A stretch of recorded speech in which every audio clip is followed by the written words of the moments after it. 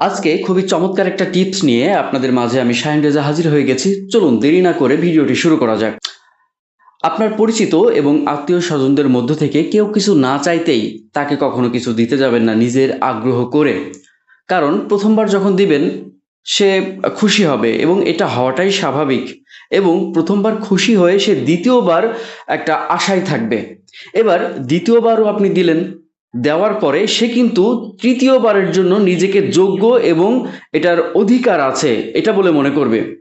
এবং ৩য় বার কোনো কারণে যদি আপনি তাকে না দিতে পারেন, তখন কিন্তু ব্যাপারটা একদমই অন্যরকম হয়ে যাবে। সে তখন ভাববে আপনি আগেই ভালো ছিলেন, আপনি এখন অনেকটাই বদলে গেছেন, আর আগের মতো নাই।